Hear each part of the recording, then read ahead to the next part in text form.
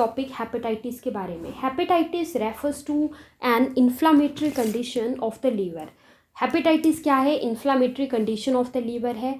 It's commonly cause by the viral infection. ये viral infection की वजह से कॉमनली होता है, but there are other possible causes of the hepatitis. Other causes भी हो सकते हैं, जैसे कि ऑटो इम्यून हेपेटाइटिस भी हो सकता है, and hepatitis that occur as a result of the medications.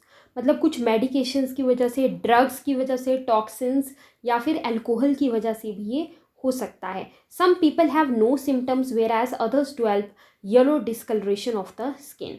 मतलब कुछ एक पेशेंट्स में जो है वो कोई भी सिम्टम्स नहीं होंगे, लेकिन कुछ एक पेशेंट्स में जो है वो yellowish discoloration of the skin हो सकती है, पैलर ऑफ द आइज हो सकता है। इसके अलावा जो है पुअर एपेटाइट होगी, anorexia, vomiting, tiredness, abdominal pain और डायरिया, ये सारे सिम्टम्स देखने को मिल सकते हैं। Over time the chronic form में progress to scarring of the liver.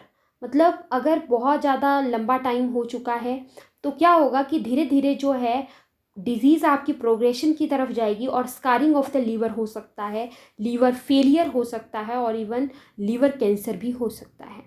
Viral hepatitis की अगर हम बात करें तो इसको जो है वो क्लासिफाई किया गया है आगे, जैसे कि hepatitis A, B, C, D and E. Hepatitis A, B, C, D and E. Hepatitis A की अगर हम बात करें, सो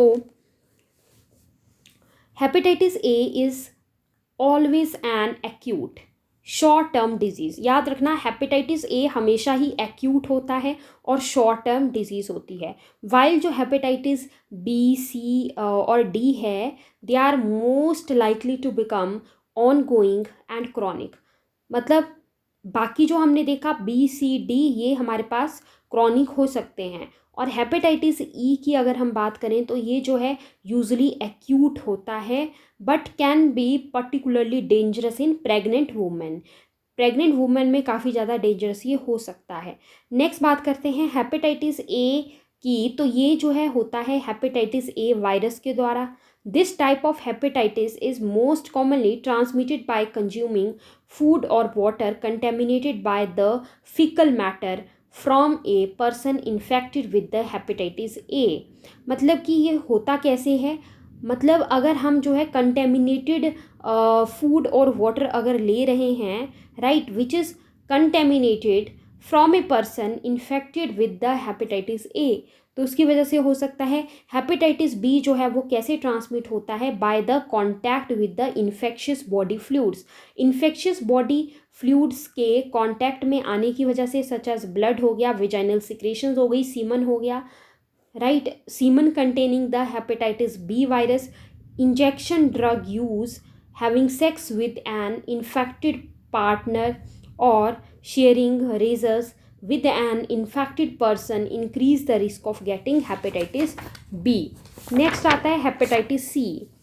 हेपेटाइटिस सी की अगर हम बात करें, so it is transmitted through the direct contact. अगर डायरेक्ट कॉन्टैक्ट हो रहा है with the infected body fluids, typically through the injection drug use and sexual contact.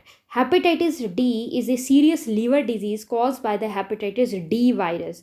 Hepatitis D virus is transmitted through the direct contact with the infected blood से होता है। Hepatitis D is a rare form of hepatitis. ये आपका rare form of hepatitis है that occurs in conjunction with the hepatitis B infection. The hepatitis D virus can't multiply without the presence of hepatitis B. ये बात important है कि जो hepatitis D virus है वो आपका मल्टीप्लाई नहीं कर सकता है जब तक कि आपका हेपेटाइटिस बी वायरस प्रेजेंट ना हो। नेक्स्ट बात करते हैं hepatitis E. Hepatitis E waterborne disease है cause by the hepatitis E virus. ये आपका क्या है? वाटरबॉर्न है। Hepatitis E is mainly found in the areas with the poor sanitation. मतलब ऐसे एरियाज़ जहाँ पर क्या है कि पुअर सैनिटेशन है, वैसे एरियाज़ में ये जनरली जो है वो होता है, and typically results from the ingesting faecal matter that contaminants the water supply. मतलब फीकल मैटर को इंजेस्ट करने की वजह से ये होता है, और वो जो फीकल मैटर है उसके द्वारा क्या हुआ है कि जो वाटर सप्लाई है वो जो है कंटेमिनेट हो गई है, उसकी वजह से हेपेटाइटिस ई हो सकता है। सो नेक्स्ट बात करेंगे हम बैक्टीरियल हेपेटाइटिस के बीच में और वायरल हेपेटाइटिस जो है उनके बीच में डिफरेंस हम देखेंगे, और अलग से बैक्टीरियल हेपेटाइटिस हम डिस्कस करेंगे नेक्स्ट लेक्चर में। Thank you so much.